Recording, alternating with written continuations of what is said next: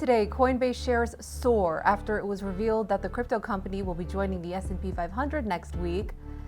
SEC Chair Paul Atkins lays out the 3 areas of focus for digital asset policy at the agency's latest crypto roundtable. And Michael Sonnenshein of Securitize discusses a new partnership between the tokenization platform and VanEck.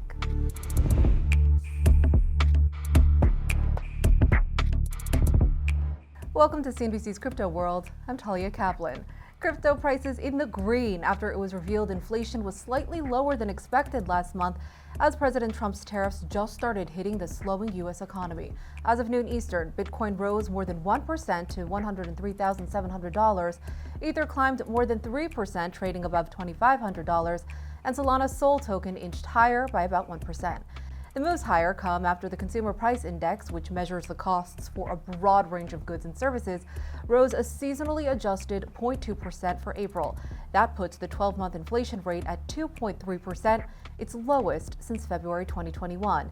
Now, taking a look at crypto-focused stocks, all are in the green as of midday, with Coinbase soaring a whopping 21.5%. after it was revealed that the crypto company will be joining the S&P 500 on Monday, replacing Discover Financial Services in the benchmark index. Stocks added to the S&P 500 often rise in value as funds that track the S&P 500 will add it to their portfolios. Since going public 4 years ago, Coinbase has become a bigger part of the U.S. financial system, with Bitcoin rising in value and large institutions getting regulatory approval to launch spot Bitcoin ETFs. However, Coinbase has been a particularly volatile stock and is trading well below its peak reached in late 2021. Okay, let's talk about the top stories. Robinhood's continuing its global expansion, announcing this morning that the trading platform agreed to acquire the Canadian crypto firm WonderFi for nearly $180 million. The acquisition is expected to close in the second half of this year, subject to regulatory approvals and approval by WonderFi's shareholders. WonderFi operates 2 regulated crypto exchanges in Canada. The general manager of Robinhood Crypto called WonderFi an ideal partner, noting that it has built brands serving both beginner and advanced crypto users in the Canadian market. As of around noon, Robinhood shares shot up by more than 9.5%. Now, M&A activity is heating up in the crypto space. Just last week, we told you Coinbase agreed to acquire Dubai-based derivatives exchange Deribit, marking the largest crypto industry deal made so far. Next, the winners are in to have dinner with President Trump. The website for Trump's official meme token reveals the top holders. The disclaimer says that the ranking is based on time-weighted holdings, which are calculated based on the amount and duration of the Trump meme coin. The website notes that the top 220 holders on the leaderboard would be contacted by phone and email shortly with an invitation and details. The event is said to take place on May 22nd. The top 25 holders of the Trump meme coin will be invited to an exclusive reception before the main dinner. Now, this promotion prompted some Democratic lawmakers to call for an ethics investigation after Trump's official meme coin surged on the heels of the announcement that the top holders of the token were offered a dinner with the president. Meanwhile, other members of the family are clarifying rumors around the launch of a Truth Social meme token. Donald Trump Jr. took to X yesterday saying that there's no truth about that platform launching a meme coin. Last, the SEC's Crypto Task Force held another roundtable yesterday. This one was focused on tokenization. Speaking at the event, SEC Chair Paul Atkins said that the discussion on tokenization is timely as securities are increasingly migrating from traditional databases to blockchain-based ledger systems. He said that in order for the U.S. to become the crypto capital of the world, as envisioned by President Trump, the SEC must consider whether regulatory changes are needed to accommodate on-chain securities and other crypto assets. Atkins stressed that regulations designed for off-chain securities might not be compatible for on-chain assets and could stifle the growth of blockchain technology.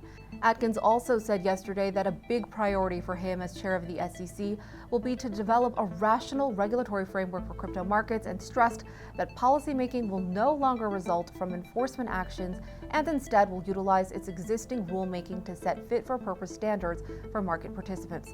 Atkins also pointed to 3 areas of focus for crypto policy: issuance, custody, and trading. Now, this latest roundtable was part of the task force's ongoing series discussing crypto regulation. The next one will be held in early June, where the topic of DeFi will be front and center. All right, sticking with tokenization for our main story.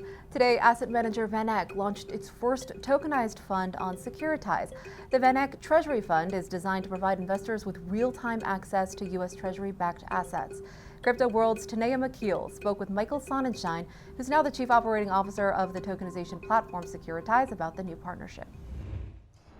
Well, Michael, it's great to see you again. Thank you so much for joining us on Crypto World. VanEck today launching its first tokenized fund, the VanEck Treasury Fund, with Securitize as the tokenization partner. So give me the details. Who is this fund designed for? Why should those investors be interested? And where is it available? Thanks, Tanaya. It's great to be back. So the VanEck Treasury Fund, as you mentioned, is VanEck's first foray into what we're kind of calling the tokenization race. You are seeing many more asset managers moving into the space, wanting to have tokenized offerings. And we're really proud to have partnered with VanEck on this product. The fund is launching today across 4 blockchains. It's launching on Avalanche, BNB chain, which is a new chain in the Securitize ecosystem, Ethereum, and Solana. And really, we've seen explosive growth around tokenized treasuries over the last year. But I think this time around with VanEck in particular, they really wanted to try and improve upon some of the features that these types of offerings could have. And so they've designed the fund to have things like instant issuance, which a lot of on-chain investors are looking for. And they've also gone with a lower minimum. Most of these chains for VBill have a $100,000 minimum. So they're looking to target maybe a little bit of a larger audience with still an institutional grade product. You kind of led into one of the questions I had teed up for you. I wasn't sure if it was too early to ask this, but can you talk a little bit more about some of those things that you've learned from the BlackRock and the Apollo counterparts?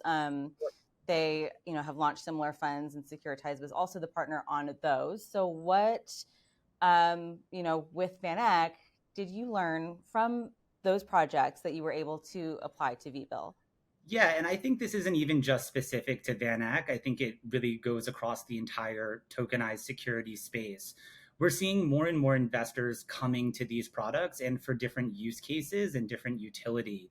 And so for a lot of investors, it really comes down to features like liquidity. They want to make sure that the funds are as liquid as possible, that if they need to redeem or move back into a stable asset, they can do so and they're not held up by order cutoff times or aren't in sync with the underlying fund's redemption capabilities or timetables. They're also still looking for really high quality assets. So treasuries are an asset that a lot of investors are gravitating towards. And as the use cases continue to unfold, they're starting to want to see these assets show up in more places. So I do think over the coming months, you are going to see assets like tokenized treasuries make their way into more of the OTC desks and even some of the crypto exchanges so that investors can begin to use these assets to collateralize their activities as opposed to only being able to use stable coins historically. And then you, right at the top, mentioned the overall trend, and you were talking a little bit about it just now too. Say a little bit more for me, because there is the technology and the capability that these firms now have. Tie that into the bigger macro picture and everything we're seeing going on in the world, to paint me a picture of why this is a trend, why an asset manager would want this, and what is compelling about bringing U.S. Treasuries on chain and giving investors access that way. Yeah, well, I think I'll correct both of us and say it's not a trend. I think this is going to be a lasting part of the crypto ecosystem and a decision, that all asset issuers are going to be making as they continue to not only revamp existing products that they have, but as they design new products to come to market. For a lot of the asset issuers, they do view tokenizing products as a way for them to increase their distribution. There's a lot of capital floating within the crypto ecosystem that's looking for high quality places to invest, looking for high quality places to earn yield. And the asset issuers are here to hopefully soak up a lot of that demand or satisfy that demand. I also think that they're looking to innovate, right? And so, in our BlackRock product, we've talked about we are issuing daily dividends. And here in VanEck, we're able to offer instant issuance, right? These are not the types of features that are offered to investors or the asset issuers on their traditional formats or on traditional rails. So there is this really strong incentive for us to continue working with our asset issuers to continue innovating on both the product wrapper and also the underlying investment exposure. Things are also feeling good on the regulatory front, just a lot more supportive for the crypto industry right now. Your chief legal officer, Georgia Quinn, had a seat at the SEC Crypto Task Force's roundtable on tokenization yesterday. Are you able to comment on some of the key takeaways from that discussion based on what you've heard? Yeah, well, as someone that's been in the crypto space now for over a decade, having a dedicated multi-hour session on tokenization with the SEC is, really exciting and really encouraging to watch. I think if you think back to some of the commentary that was offered yesterday, the SEC chair offered commentary that wants to make the US the crypto capital of the planet, to quote him directly. And then you certainly heard from Commissioner Peirce, for example, talking about using blockchain technology, open permissionless blockchains for the issuance, custody, and trading of tokenized securities. And that really dovetails with the way that Securitize is positioned, and certainly what Georgia mentioned in her commentary as well.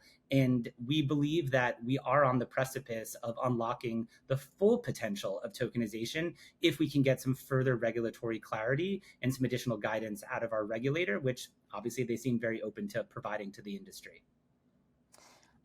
And let me zoom out a little bit more and get your outlook on regulation of the crypto industry broadly.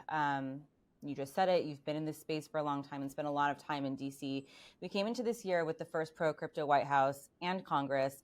The White House has delivered on so much of what it said it would do for the crypto industry. Congress is starting to look a little bit more like a risk. So given the recent, reversal of Senate Democrats on the stablecoin bill that we've seen in recent days, how are you feeling about the state of crypto regulation right now? What is your outlook? Well, I do think that we should all still be encouraged by the progress that's being undertaken. Certainly, you may see some movement a little bit more at the state level, where you are starting to see more and more state regulators and also state leaders that are starting to pass, ordinances and things like that, where they can actually develop reserves in crypto assets in their respective state treasuries and things like that.